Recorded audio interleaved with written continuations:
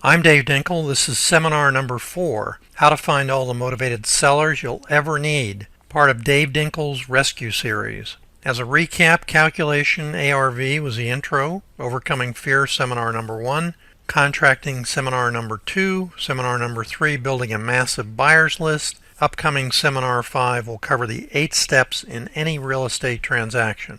The most common complaint of investors and listing agents is there are no motivated sellers out there. In some markets, this is partially true, but there are always motivated sellers. You just need to find them at the right time. Ironically, the reality is there are too many to handle if you understand the psychology of sellers. As investors, we have access to a tremendous amount of data on property owners, almost everything except their hair color. Those databases are national. They're constantly being added to every day. Skip trace services can provide even more information about owners who have abandoned their property and who should be motivated to sell. The problem is that should be motivated to sell and ready to sell can be two very different extremes. So what is a motivated seller and when is he really motivated? First, some upcoming event is forcing the sale of the property within a specific time period. One of the things I've said so many times is you say to the seller, if you're belly-to-belly presentation, by the way, you have a nice house. Why are you selling? Out of thousands of presentations I'm sure that I've made, I only ever had one person say to me, it's none of your business. The reality was I was there because it was a pre-foreclosure lead, so I know why I had to sell anyway. So don't be afraid to ask, is what I'm saying. So some of these can be a foreclosure, tax deed sale, divorce, bankruptcy. A wholesaler with a short inspection period is one of the ones that are targeted by other wholesalers. In the foreclosure market, a lot has changed in the past 5 to 6 years because lenders were always suspicious of dealing with realtors. They felt that they were in cahoots with the investors, taking advantage of the bank, even though the bank's loans were guaranteed. They didn't care. So they came up with the idea of the auction sites. They thought it would be more open and transparent. It's certainly more transparent, but it's not necessarily more open. On the tax deed sales, as you should know by now if you've heard me talk about them, we don't do tax deed sales very often. One of the reasons is the competition for the properties overbids the reality of what the ARV is on the property sometimes. We do pre-tax deed sales. Divorces are kind of unique because if you're a couple, you're working with your partner, one of you needs to work on the husband aspect and the other one needs to work on the wife aspect. They're two extremes. And you have to listen a lot and make sure that if he signs a contract or she signs a contract, you're not buying just one half of the house. Bankruptcy is pretty unique. I have a problem with bankruptcies. In order to stop a tax deed sale, you can file a bankruptcy. In order to stop a foreclosure sale, you can file a bankruptcy. If a property owner goes to an attorney and the attorney says, let's file bankruptcy, the first thing he wants is to get paid. And he says, if I file bankruptcy and I write off everything that you have as outstanding debt, I won't get paid. So I need the $8,000 or $9,000 up front, which the homeowner probably is the last dollar wasn't able to afford. But here's what happens. It stops the sale, but almost only momentarily, usually 30 days or less. And the poor homeowner then goes away with a bankruptcy, even if it's withdrawn on his credit report, stays there for 10 years. And he paid for that, believe it or not. Second, the property can be a nuisance and he wants to get rid of it, but no specific time period. So he's not under pressure and he just wants to get it off his mind. Typically these are job transfers, double mortgages, inherited property, condition of the property, or code violations. One of the things that I used to do is I used to go to the major employers in the county where they transferred in individuals or transferred out individuals. When I had rehabbed a property, I'd stick it on their bulletin board, usually in their cafeteria, and I'd try and get the HR person, human resources, to refer me to people that wanted to sell their homes. Their homes were not in bad shape in most cases, but they just didn't want to have two homes. Two mortgages can be a huge overhead. Inherited properties, very oftentimes, people want cash and cash out. That's all they care about. In terms of property condition, I can only say to you that if we talked about one today where there's a hole in the roof, there's an insurance claim for $40,000 to rehab the entire property, including the interior, because the hole has caused a lot of damage on the interior of the home. So it's a nuisance, but it's not such a nuisance that they've got it done quickly. Code violations they're an important source of leads, and they can also be very large deals. But you have to learn how to mitigate the lien if there's a fine attached to it. Third type of seller is testing the market, and it may well be that he dies with the property. We used to see properties listed on the MLS for over 2,000 days. Why? Stubborn. If he didn't get his price or she didn't get her price, wasn't going to sell. I pity the poor listing agent that has to go listen to that seller call up every few days or a week and say, what's happening? Why aren't we having open houses? And then the listing agent saying, because it's 20% over market value. And I always have suggested to realtors that if you get one of these people that tell you what the price should be instead of you telling them what the price should be so it can sell, you're better off to let somebody else have the listing, frankly. So the question becomes, how long can that property owner wait to sell? In a foreclosure, it depends on how many requests for deferrals he's been granted by the court. 1 or 2 or more. In the good old days, it used to be you could stay in there for 5 years because nobody cared a lot, but that's been cleaned up. What happens now is that at some point in time, they will not give another extension. And very often times, as an investor, you'll get a call from a homeowner that says, my home's going to sale next Thursday, or oftentimes tomorrow. What can you do for me? Well, I have a solution for that. I'll show you that in a minute. Tax deed sale. Now the sale date is set. The only way to stop it is to file bankruptcy. Or here's that tip I was going to give you. File a notice of intent to file bankruptcy. What's the difference? You can change your mind on the notice of intent to file bankruptcy, not pay any filing fees, and not have it on your credit report. And it will stop the foreclosure sale and the tax deed sale. So divorce. I said to you before, if you can split the couple, you got to make sure that whoever is on title is also signing a contract. Just because the husband or the wife are on title doesn't mean they own the entire property. Depends on the divorce decree. And the sale date can be dictated by the divorce decree. And it can take some time because one of the spouses is living in the property and they don't want to leave, or it could be yesterday is when they want to be out. It depends on the situation. I've seen them where the court said sell the property but not by a certain date, and the person that was living there decided, I'm going to sell, but I'm going to get way above market value. Nobody will ever buy it. So it took a couple of years before the other spouse had to go back to the court and say to the judge, this is ridiculous, I need the money. Every case is an individual, and you got to make sure one thing. When you sign a contract with an individual, you always ask the question, are you married, divorced, or single? It can only be those three. And if he says single, your question is, were you ever married? And he's going to say, why do you care? And the reason you care is he may not own the house. He may own half the house, or he may not own any of it. He may be allowed to live in it until it's sold and the proceeds go to his wife. That sounds like, boy, you're getting awful nitty-picky here. Well, when you start to lose a big chunk of change because you didn't know that, remember that Dave wasn't so nitty-picky. It's a very simple question to ask. What's your marital status? In bankruptcy, most people don't understand this. But unfortunately, once you pay for attorney and he files with the court the motion for bankruptcy, a trustee is appointed. Now, the homeowner can't sell the property. He's no longer in charge of signing the contract. Only the trustee can dismiss the property from the case if it's collateral against the mortgage. But if it's not, it has to be dismissed through a court motion. Then the homeowner can sell it. And what happens to the proceeds? That's part of what the whole bankruptcy filing is. So it can be complicated. Do not assume anything, especially whatever a seller tells you about the way it's going to work. All he wants is to cash out and leave you in the dust, so to speak. Okay, a wholesaler. It's no secret that most wholesalers attempt to sell during their inspection period instead of closing and frankly taking a chance on losing money or trying to rehab or whatever else. I talked about recycling other wholesalers' deals because if they're not sold, the property is now tainted with the original seller because it didn't sell.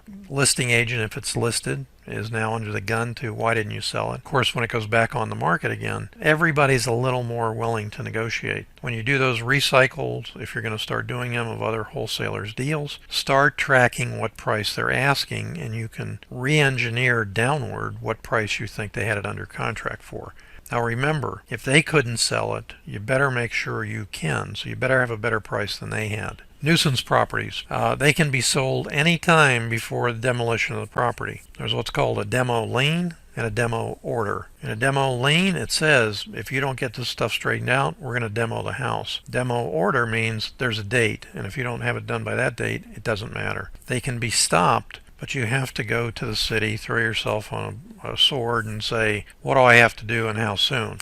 They may make you put up a bond, no telling. It depends on the city and how serious you are about fixing it. I say that because if you're a wholesaler and you're wholesaling the property, you got to have full disclosure to your end buyer. Is that something that will kill the deal? For 90% of your buyers, it would. But if you have a contractor who knows exactly what to do and how fast he can do it, they're a bargain basement for him. Take demo orders very seriously. This is the premise of iBuyers, and I call it convenience. You've heard me talk about iBuyers, especially Zillow, where I've stuck them like a roasted pig because I just don't like what they did to realtors. They have disrupted realtor industry. So what happened to the iBuyers? Boom, they're out of business, literally overnight. Now, what's the problem there? Is it because they were investors? That's not the case at all. Their business model was broken from the start. It's almost like if we lose money, it doesn't matter if we do more and more houses because we'll make it up in volume. If you're losing money on every house, it doesn't matter how much volume you do, you're going to lose more money. So they shut down and lost millions of dollars in earnest money deposits and withdrew from the market. I talked to somebody that talks to a lot of them. Many of them will not come back. Some will, but they're going to have to come back with a better business model. Now, job transfers are most likely the common type where the property owner has to sell. They usually list it, but days on the market become important because of expenses. I mentioned just a little while ago tainting the property. Every day that it sits on the market and cranks forward, it taints the property. Some agents will come in and switch agents and relist the property and start the calendar over again. That didn't work in the good old days, but I've seen it work now in the MLS. I call it jazzing the MLS. So you look at a property, it's been on the market 400 days. You look at it a week later, it's been on the market 6 days. What happened? Hey, jazz the MLS, that's all. One of the things I would suggest to you on these situations where you have a single family home, non-owner occupied, and for some reason the seller has moved. There's no initial rush, but usually they'll become more motivated month by month. And what we typically might do in a situation like this, talk to the realtor and he says the guy's not budging an inch price-wise, but in fact he may be as time goes on.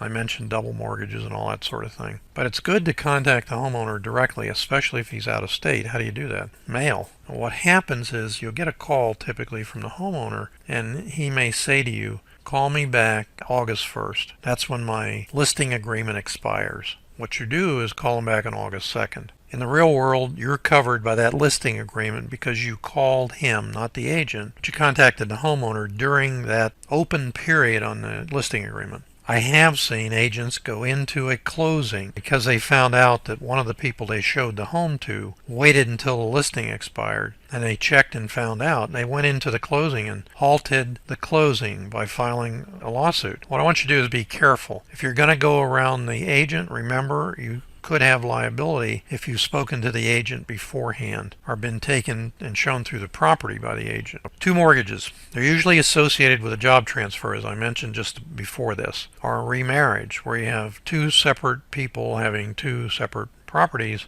moving into one property. Now they have 2 mortgages. Sometimes they don't want to rent. They don't want the tenants in toilets philosophy. And again, inherited properties. These are ones that, for convenience reason, the sellers want to sell. And listen to me, they don't care about the price. They certainly want something close to market value, but they just want to be out. These properties where you have a convenience issue are not a function of the condition of the property, but they are a possibility for an investor to come in and get it below market value. That's what the iBuyers were trying to do. Remember, I said convenience. I mentioned inheritance before because beneficiaries are most often eager to cash out and get out of there as soon as they can. They do not want to go through tenants and toilets by leasing it. They don't want to go through creative financing strategies with investors coming in. They simply want their cash. One of the things you're always going to do if 2 beneficiaries are 3 or 5, make an offer so however many beneficiaries they are, they can divide your offer easily by that number of beneficiaries, like 2, 3, 4, or 5. For example, if I go in and say I'm going to offer $100,000, they don't see $100,000. They see $100,000 divided by 3. That's 3 beneficiaries.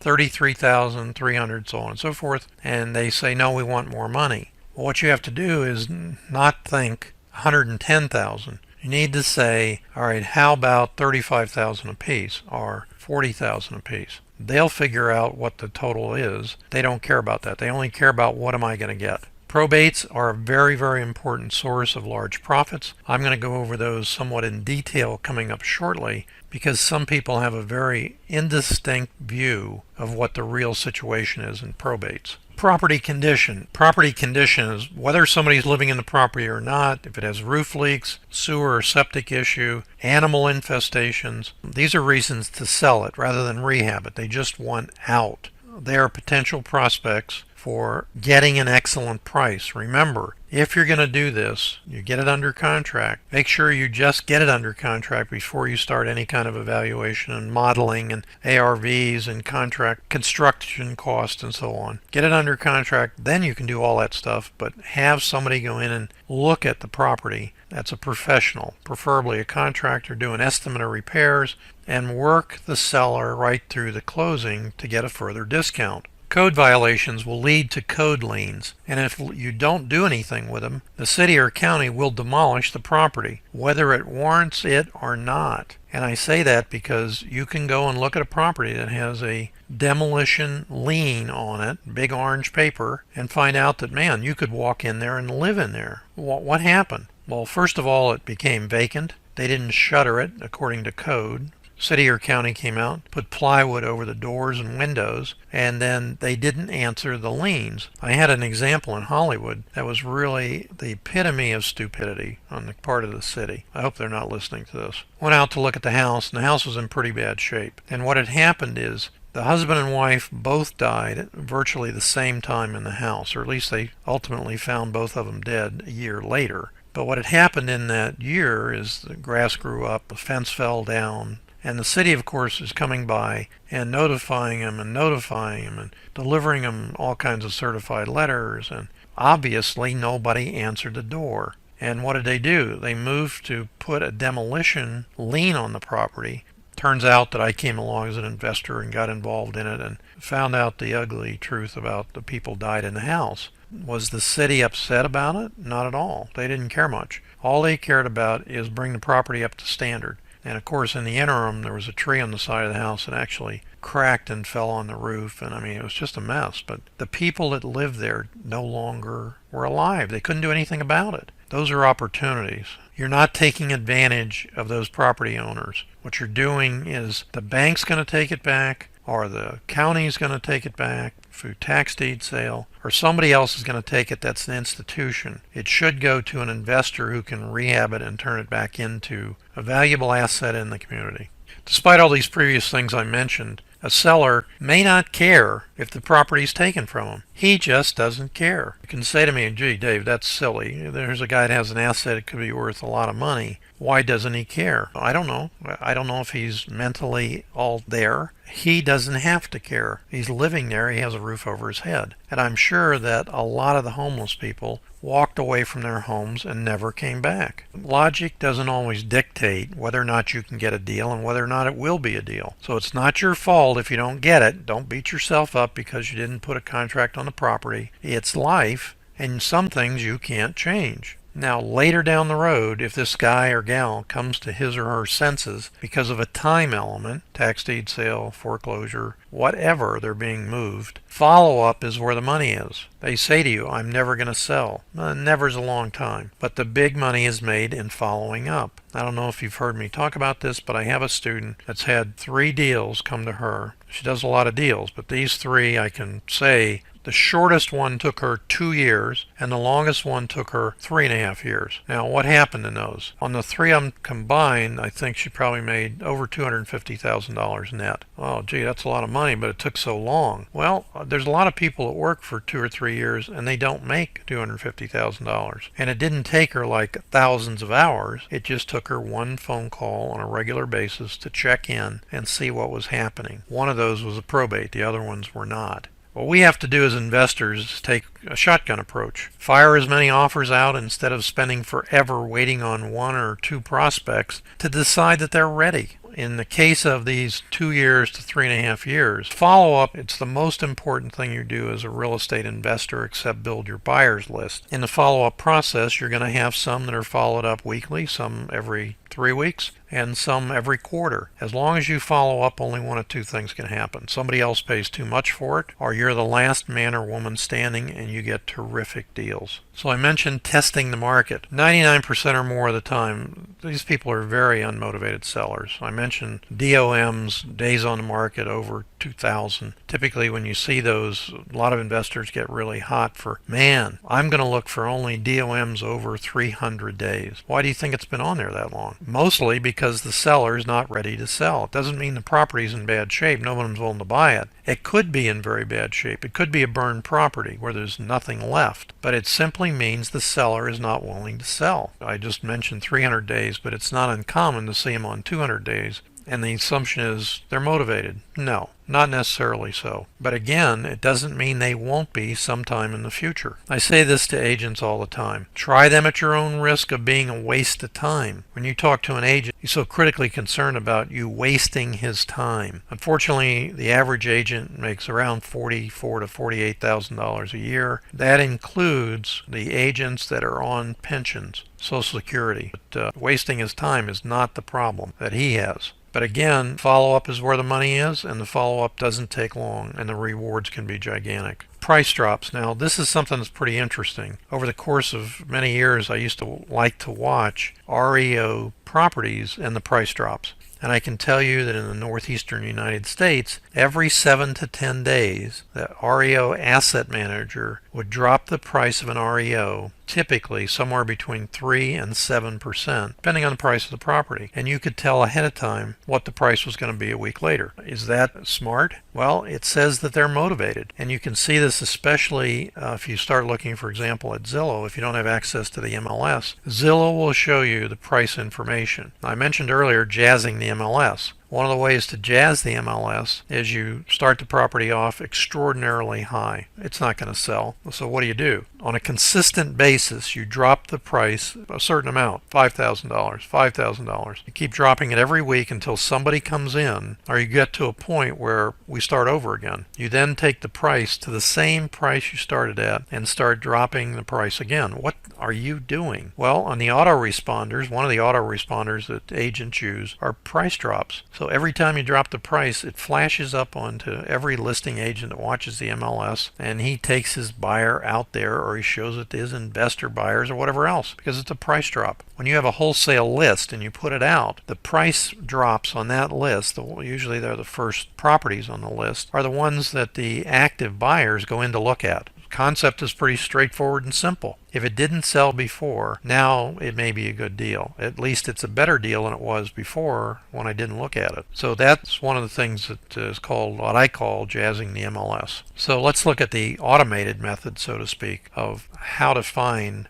motivated sellers. So how do you find the names and property addresses of people? Well, it's pretty straightforward. You can use data services that consolidate all the available data on properties and property owners. Where do they get that? Well, they get it from the public records. They get it from clerk of the court. They get it from probate court, family court. Any place that data can be scraped, it's called, they pull the data. In some cases, it's in the public record. You as an investor can go in and look at the liens against the property, code violations. Other cities or counties will sell it to you, but they don't make it public. There's a general move on to make more and more of that information public, but some cities make a lot of money selling it. So these data consolidators put the programs together, and there's a ton of them out there. REIFax is one of them. So if you say to me, well, gee, the REIFax data isn't accurate, well, you have to be more specific, because all it's doing, the program, the software, is taking the data from the public record. And if you say to me, well, look, Dave, I looked in there and this property I'm looking at has 0 bedrooms and 0 bathrooms. Well, we know that's not true. But originally, when the property was platted for the building, it was put into the public record as 00. It had no beds and baths. They never changed it. So how did they do a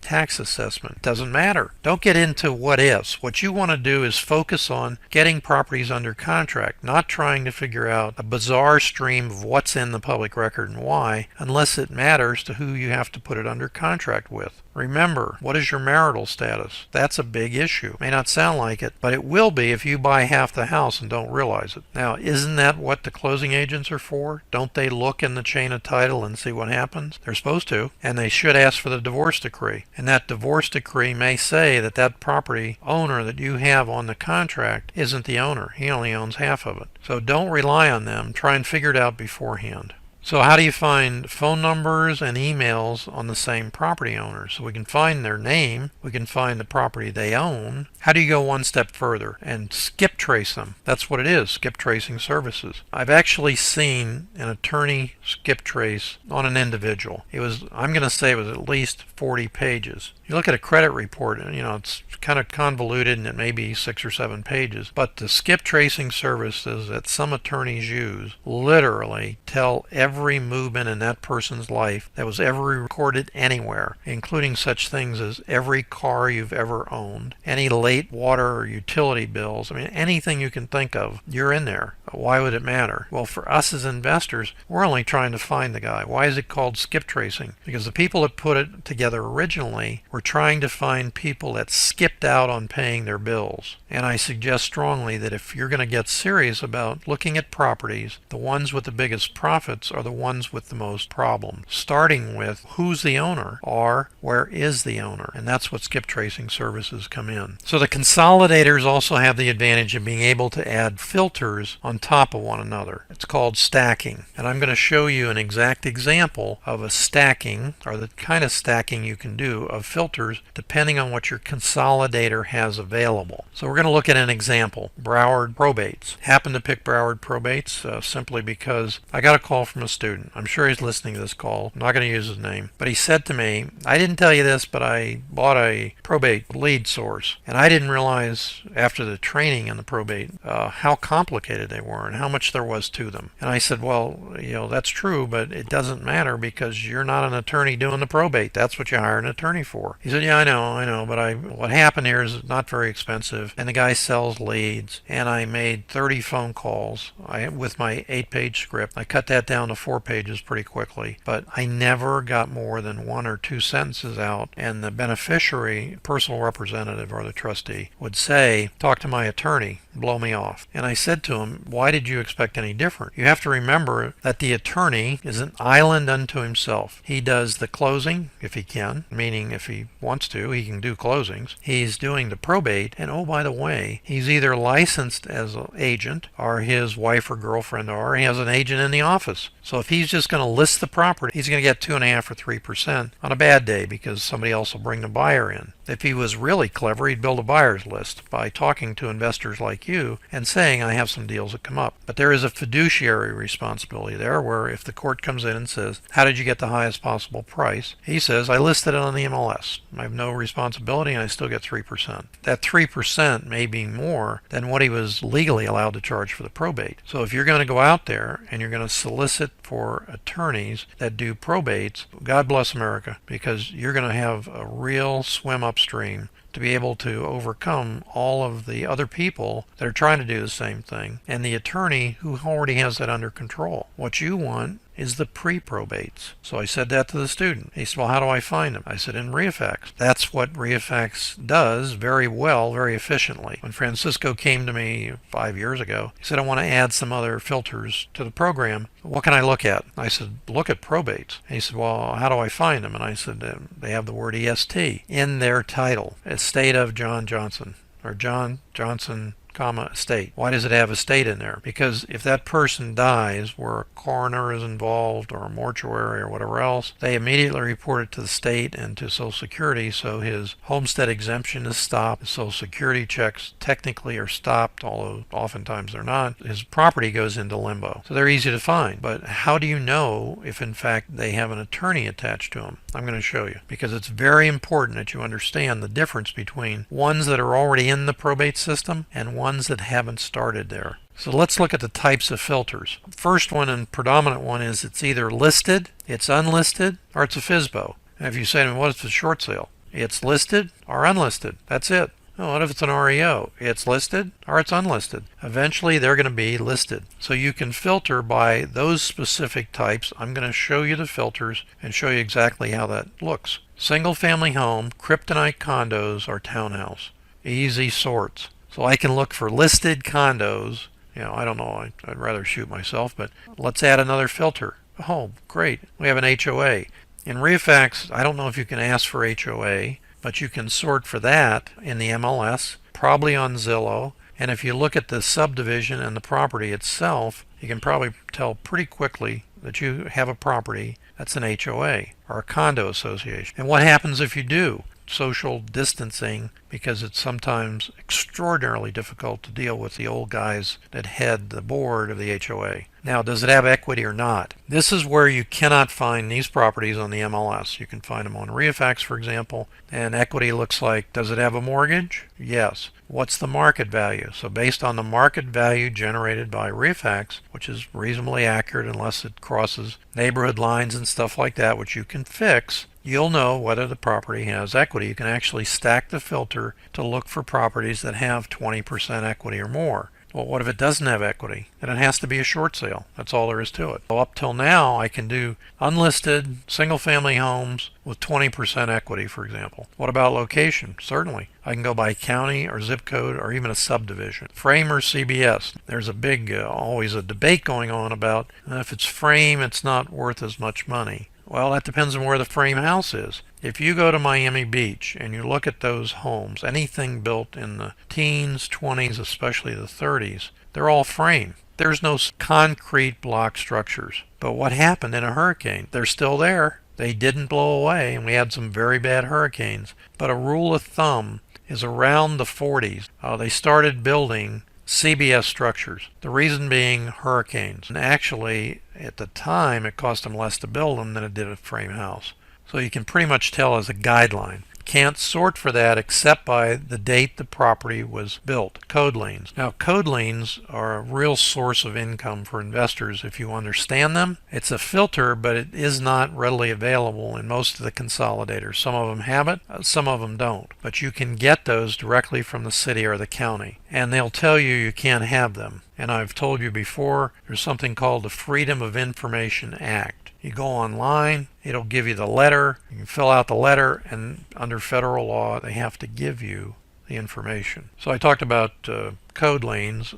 Code violations are the same thing. They don't become a lien until the person hasn't satisfied them. One of the things that is a code violation typically is a pool that's, well, you can't see the bottom, it's green or black. That's a serious safety issue for people falling in it and things like that. And you can probably see some of those if you drive around and look for them. High grass, all of those things. Is it owner occupied? Now this happens to be one of the filters that I love the most, because if it's non-owner occupied, something happened. In other words, Elvis has left the house. Where'd he go? I don't know. It doesn't matter where he went. But if it's not owner occupied, it means somebody is paying a mortgage or taxes or all the other things that go with it, including upkeep. That's part of a stacking of filters that can be very, very important. There it is, non-owner occupied, getting ahead of myself.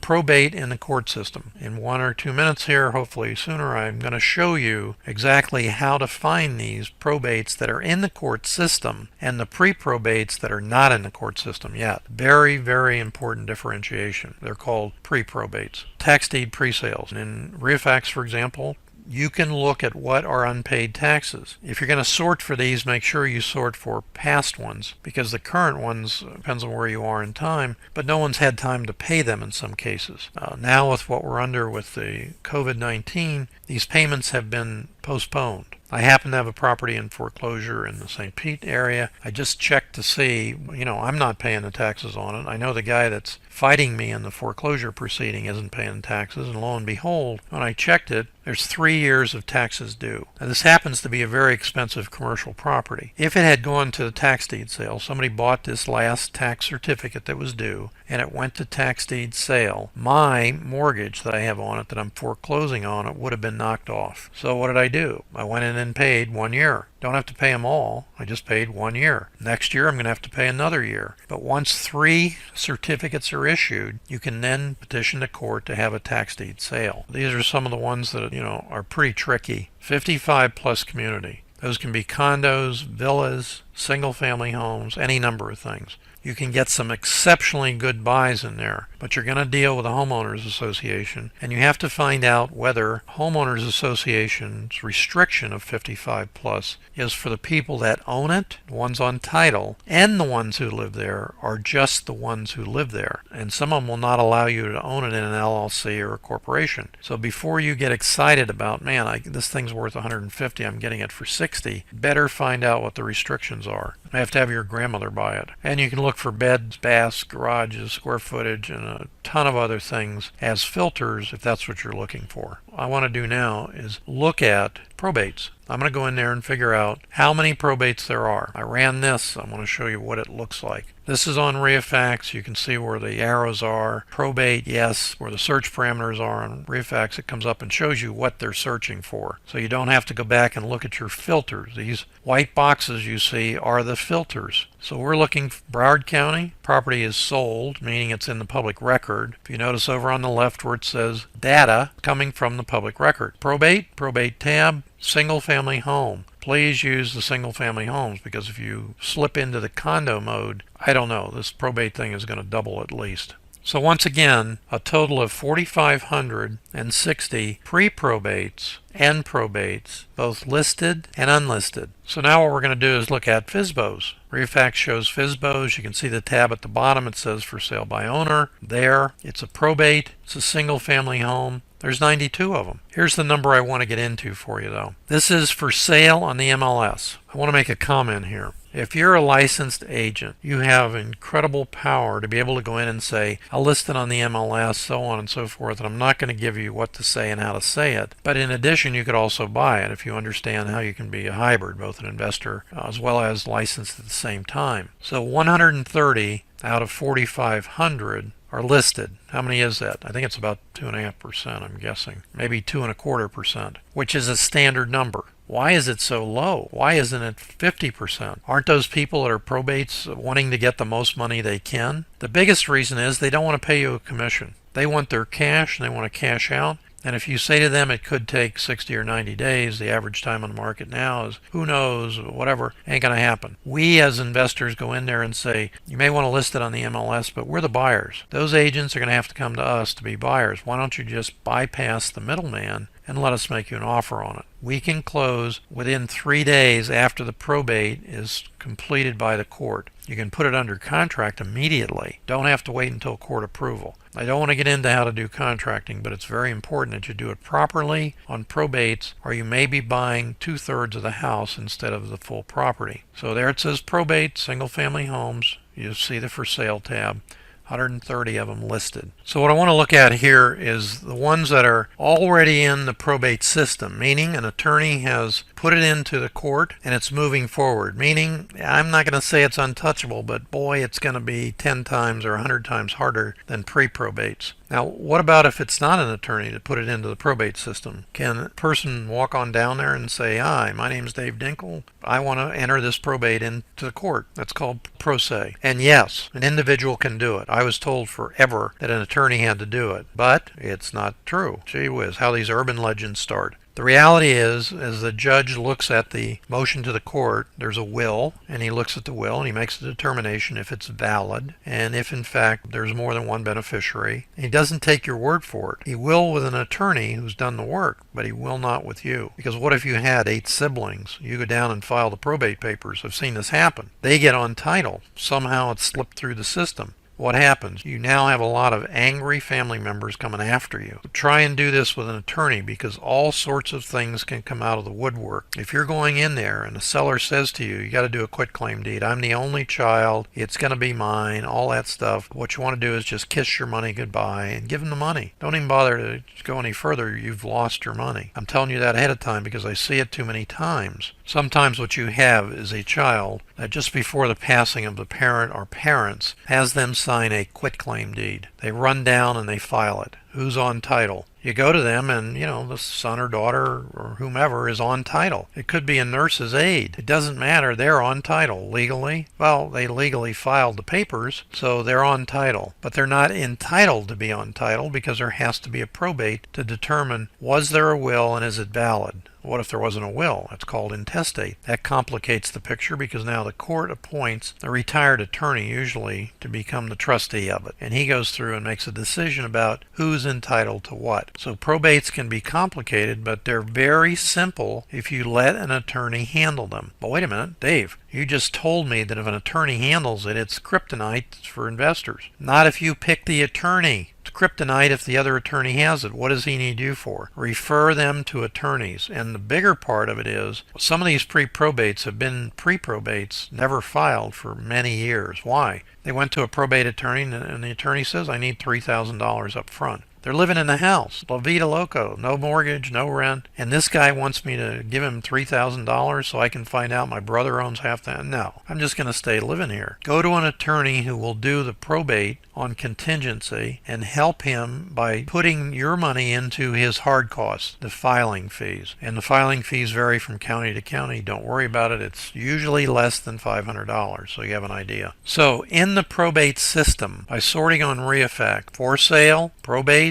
Now again, for sale means the MLS, and I did this for a reason. Probate, yes, there's probate tab, single family homes, but further down on the REInvesting's main filter page, you can see attorney name. What you do is you put in not empty. If it's empty, no one's on the case. If it's not empty, it means there's an attorney on the case. Voila, 103. But again, these are the listed properties. So out of 130, 103 or 79% are already attached to attorneys. Once again, you can also sort these for how many are in the probate system attached to attorneys that are also not listed. Again, we're stacking filters in sort of different directions. So not listed probates without an attorney, there's 1,741 out of the 4,700 I think that we had. The 1,741 in front of you there are the highest probability for you're getting a deal in a probate situation. Some of these probates can be extraordinarily complicated, which opens the opportunity to make money on the deal. One of the typical cases that happens is you have a number of beneficiaries, anywhere from 2 to 50. Every one of them except one guy or gal says, I'm not signing anything, I don't want to sell.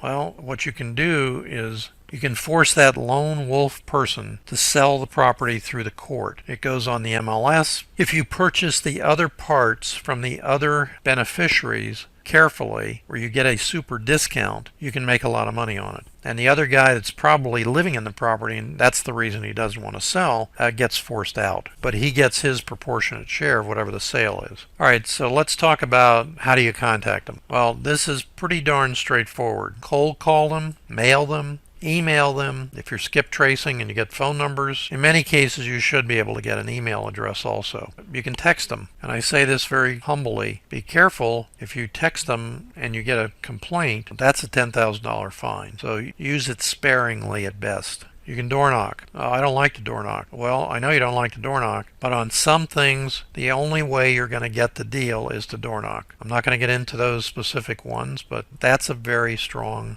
power that you possess if you learn how to do it. Short script. I see the county's taking your property by tax deed sale. I can help. Let me show you. That gets you in because what they want to do is borrow the $9,000 on their $300,000 house so they can pay the taxes and not lose the home. Very oftentimes, tax deed pre-sale homes are free and clear, but about 85% of them are also paid off before the sale. So it's a numbers game. Shotgun approach, just as I said to you before. No rifle approach, or you're not going to get enough deals to survive. And I mentioned in the email, I was going to show you 195 mostly manual methods of finding deals. Here they are. I'm going to wait a second while you copy those down. You can't see them? Well, here's what they really look like. And what I suggest you do, don't try and copy any of them down. They're only 1 or 2 or 5 words, but they are all things that we've done at one time or another and have made us money. And when this is done, as I have in the past, I go ahead and I post the video, and you can take some time, stop the video, start going through these. I suggest to students that they look at these and spend about 40 to 60% of their time on these or cold calling typically what happens, they wind up migrating towards cold calling more and more because it's kind of fast and efficient. How should you contact these motivated sellers? On a scale of 1 to 10, 10 being the highest, direct calling is number 12. I mean, it's there. That's where most of the deals will come from, especially in the follow-up. Dave, I hate to talk to people. If they call me, I'm a master of telephone sales. I can absolutely kill it. But if I call them, I'm like somebody kicked me in my knee. Get somebody else to do it for you, and preferably someone that speaks American, not English, American. Plenty of those people around. Mailing is like a number 3. Expensive? Will it get you deals? Absolutely. The question is, are you going to run out of money before you get enough deals to cover your cost in the mailing? Look, I said door knocking. It doesn't mean you have to knock on the door and somebody comes to the door. You can go out there and leave a flyer, leave a door hanger. You need to pick something, preferably of the list of 195, pick out 5 and start on them. I have students that do silly things, one thing that they make tons of money. I say one thing like driving for dollars. That's all they do. They don't care about anything else. How much do they drive? They must put thousands of miles on the car. No, they look for vacant properties on Refax, for example, has an option of vacant properties. So instead of running around the neighborhoods and looking at vacant properties, you can go out and look at them ahead of time. Do you have to look at them? No. You can skip trace them, find the property owners, and then work from there. Calling, mailing. But here's the key. If you've stayed this long, follow-up is where the money is. You're going to be the last man or woman standing, or somebody else is going to pay too much. This is where the money is. If you're getting discouraged because you're trying to go out there and you're doing all these things, and maybe you paid a lot of money for a mentoring program, and it's not working for you, you're not doing it properly, and you're not following up. You cannot compete price-wise with other investors because other investors aren't as savvy or smart as you are. They're going to pay too much money, and they're going to die with the property, so to speak. If you have questions, email me at blogdavedinkel@gmail.com. I wish you limitless success in all that you do. I'm Dave Dinkel.